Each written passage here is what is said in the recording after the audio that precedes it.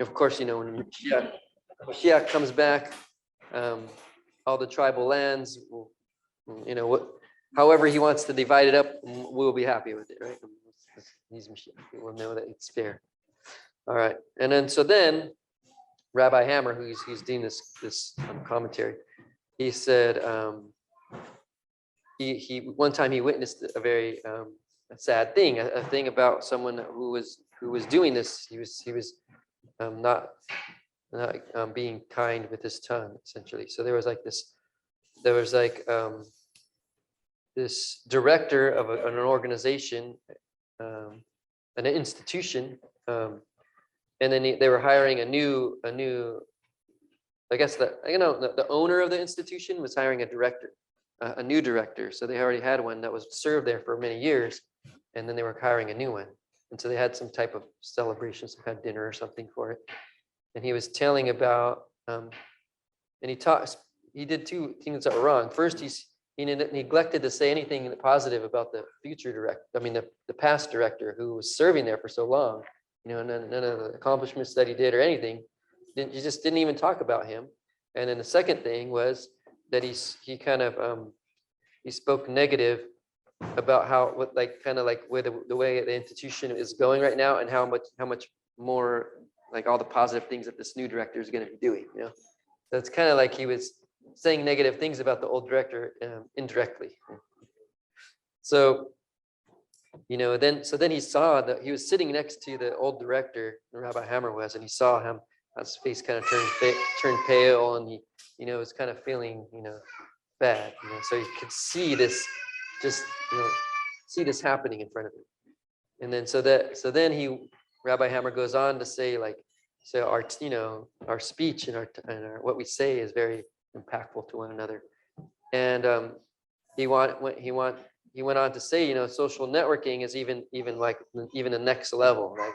Instead of you just reaching a room of few people or 100 people, you can reach thousands of people, millions of people, really, if you're super popular, right? So social networking is a very important thing. You have this power.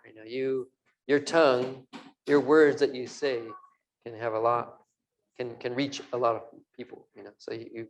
So he's saying, be very careful. He says when he's on there, he tries to be extra careful of the things he says, to fear Hashem and to know that this might impact people in a negative way or a positive way. He'll probably always want to try to impact people in a positive way. And of course you're going to say what is right, but you don't have to be negative. Always or try not to. So that's what my Drash is about. I'm not sure. So I guess I encourage everyone here to be kind to your brother, be mindful of your tongue, and look forward to when Mashiach comes again, when he will reign this earth. So, does anybody else have any soft answers?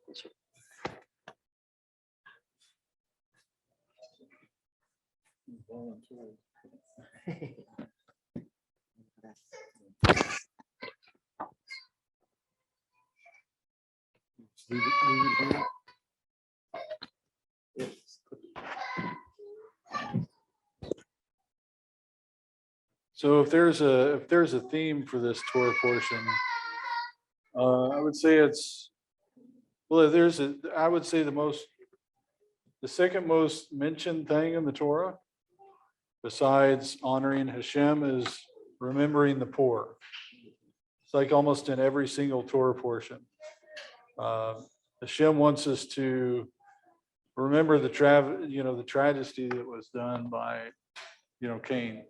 Cain's brazenness to Hashem was, I'm not responsible for my brothers. And he wants us to know, yes, we are. Right? So all through this Torah portion, he talks about if you see your brother, in debt, if you see your brother, the most egregious thing is restoring your brother out of the service of an idol. And that to me is just, we should do everything within our power to raise our brother up, brothers, sisters included. So within a community, we should try to help our brothers. Another thing that was mentioned in this Torah portion was the Jubilee year and the Yovel. It was a 7-year deal where the land would get rest. And what was that for? It was for the land to get rest, but it was also a way for the strangers, the foreigners, and the poor to go and be able to eat, right? Shemitah. And, it just shows that the Father is merciful. It's any wonder that nations that kind of try to build their nations on Judeo-Christian values instituted that. Well, we need to make some kind of safety net for the poor, right? There's people that take advantage of it, but that's between Hashem and them,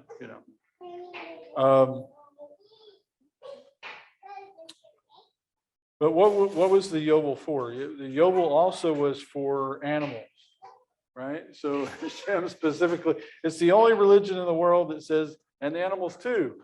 He cares about them because he created them, right?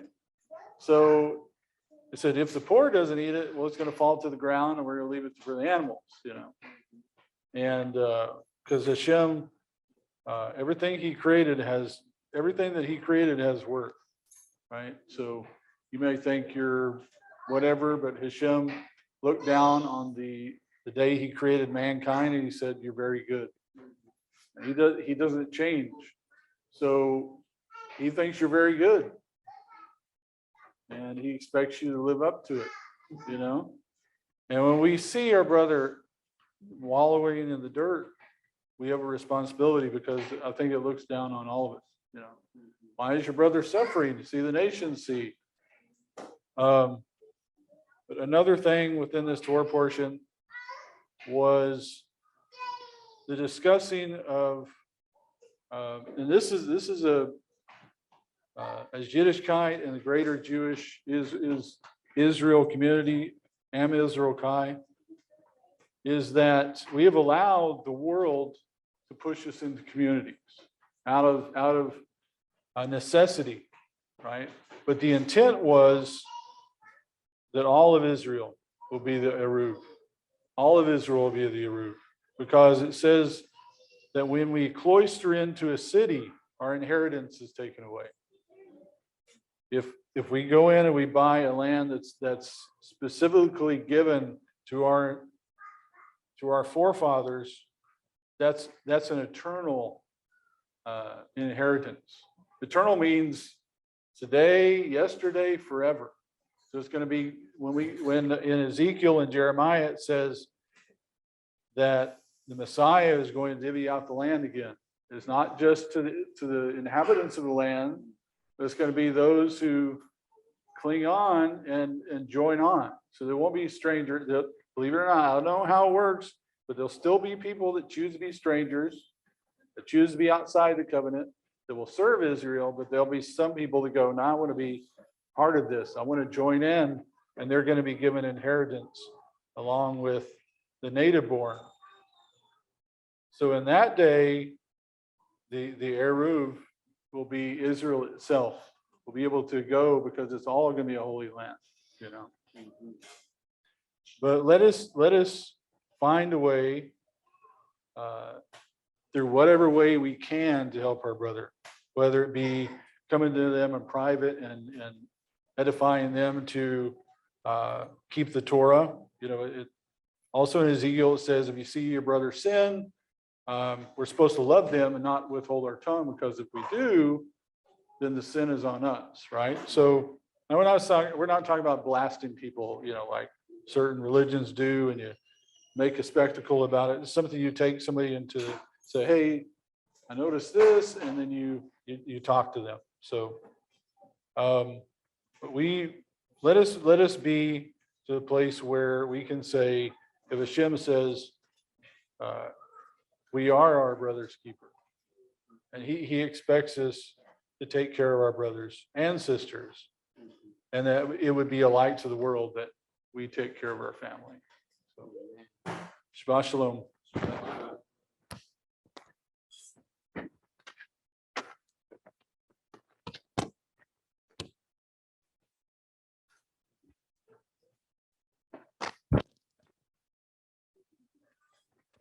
Hello. Hi, everyone. Okay. Shabbat Shalom. Okay, I shouldn't stand back there. I should stay up here. What? Clap it. Flip it. Okay, is that good? Okay. Okay, my heart's beating really fast right now. So I'm gonna try my best to speak. Okay. Shabbat Shalom. Okay. First, I have a lot of things to say. I'm not going to say them all. I'm going to say just the things that I think right now. Okay. First thing I want to say is thank you to everyone that came. I want to thank everyone. First of all, I want to thank the Vegas for helping the Perrys and the Barnes set up our marriage. I want to thank the Vega family for doing that. I also want to thank personally the Pizarros, who sent a gift to our family. The Taylors sent a gift to our family. The Geos sent a gift to our family. I want to thank the Stillwells as well, and Joinison for coming. Probably left people out. I'm really sorry, but everyone gave us something. So I just want to thank, on behalf of everyone here, thank you for giving to our family. Yeah, my legs are shaking now. No.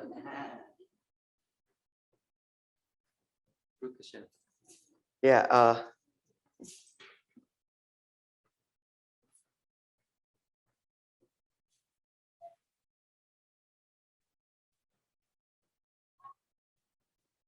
Oh, shout out to we had a lot of marriages this week. So I wanted to give a shout out, a mazal tov to the Stillwells and I hope I don't pronounce this wrong, the Vilayet. I want the Vliets, Van Vliets. Okay, wow. Okay, yeah, mazal tov to those families. I'm really excited, and to be a part of that as well was super amazing. So that also made my wedding as well something special. So mazal tov to you as well. Okay, now what I wanted to talk about was this is the first time ever saying this, but what I talked with my wife about last night was oh my gosh, I talked about what it means to live with simplicity. And I think this is what I wanted to share with you. And from the Torah portion, where do we see the case of simplicity? The case of simplicity is the Yovel itself. Moshe Rabbeinu tells the children of Israel about the commandments of the Yovel, but he says to them, he asked them a question, well, what happens in the 7th year if we're going to do this in the 6th? He said, Hashem's going to give you a blessing that's going to cover for 3 years until the 9th. So Rabbeinu Nachman comments on this and really says that it's really impossible to be a Jew without simplicity. Without simplicity, you cannot serve Hashem. Because who's going to believe that? Who's going to believe the Yovel at all? You have to accept that with complete faith and simplicity that that's going to happen. So that goes with any of the mitzvot in the Torah. You have to accept with simplicity. And that's really Rabbeinu Nachman's entire message, is you have to live with simplicity.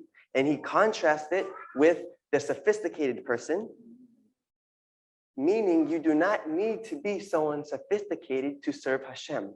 Because if so, that means everyone would have to have this sophistication, and everyone doesn't. So that means Hashem does not require sophistication to serve him. He requires simplicity. That's big. Okay, now does simplicity mean that you're dumb? No. What does it mean to be simple is really to live in the present. The sophisticated person is constantly thinking, what about that one? And but what happened in the past, right? Remember, not going to teach us that if you did a sin, I have to move forward. I cannot keep on living in that. The Shuvah teaches that you can actually do something now. But if you're constantly living in the past, I can't do anything. But I'm constantly living in the future. How am I going to do what I have to do now? So the simple person is someone who lives right in the present. Also, the simple person is one who accepts everything, the thanksgiving, and is thankful to Hashem for everything. He's not complaining. The sophisticated person always has a complaint because he knows, well, it has to be better. Or it always has to be this way. Or I just did this, and I just did that. Another question, what's the simple person? It's not someone that doesn't have questions, but it's someone that has a question, he's content with his answer, and he goes on his path. The sophisticated person, he constantly has these things in his mind questioning at all times. He's never safe anywhere. So you can't serve Hashem that way if you're not living simply. And the last aspect of the simple and sophisticated person is with prayer. How do you live simply? Is just talking to Hashem in your own words. That's called simple. I can speak to Hashem whenever I want, at any time that I want, with my own words. That's called living simply. That's how you be a Jew. Living simply, there's simple words. Whatever I can say at this moment, even if it's not that much, I can still do that. And that's living simply. I don't have to live sophisticated, meaning I didn't say it like this. My prayer means nothing. I didn't say it like that. I didn't say it with the right kavanah. I didn't say this amount of words. I said it like that. That type of sophistication, you won't be able to do anything anymore. Then that type of sophistication leads to depression. And that depression leads to do more sin. Now I'm worse than before. But if I'm simple, meaning whatever I did my very best at that moment, and I tried, even though I might have messed up, the simple person still accepts that about themselves because they know Hashem does.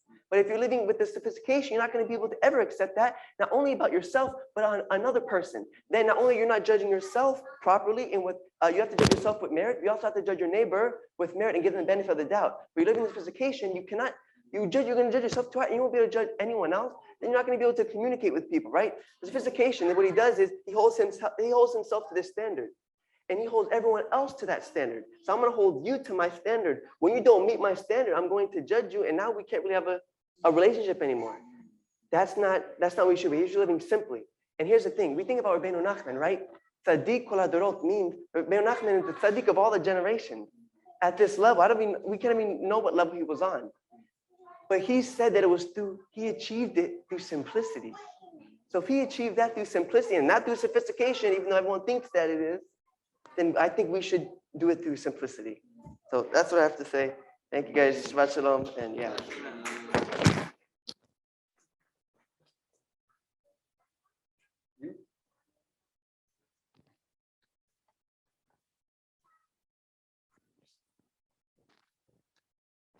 So I just wanted to share a little thing that I learned from Rabbi Jonathan Sachs. He was the former chief rabbi in London, in England.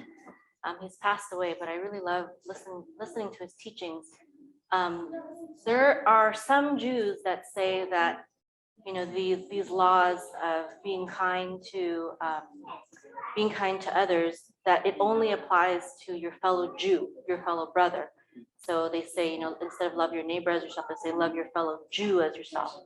And although that is one interpretation in Torah and in Judaism, there are definitely always many interpretations or many faces to the Torah, as our sages say. And so the ger, the sages say that it can be one of three things. The ger can be someone who lives in Israel that at least rejects idolatry, or the ger can be someone who accepts the Noahide laws, the Sheva Mitzvot from Noah, or that it can be a full-on convert to Judaism. And the majority is that the ger in Israel refers to at least someone who accepts the Sheva Brachot.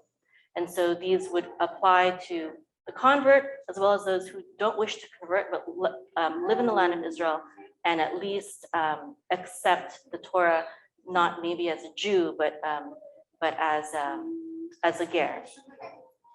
Well, later on in Judaism, and this is primarily for the laws for when Israel was living in the land of Israel. But then later on, in the diaspora, when Jews were scattered, there was another form of principles called Darchei Shalom, which means the ways of peace, Darchei Shalom.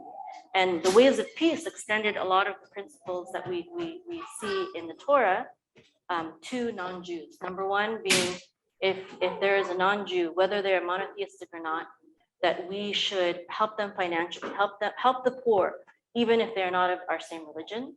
Number two, that we should visit their sick. even if they are not a brother, even, if they're an idolater, even we should visit their sick. And also that we should help to bury their dead. This may or may not mean attending a religious service, but it could, just saying words of comfort, or maybe giving a contribution to help with the funeral expenses. And so I believe this is one example of, the rabbinic laws extending in a good way, a very positive way, to the rest of the world. And I'm very thankful, that we are all here today. I love how Judaism, as Micaiah explained, is about simplicity in its core.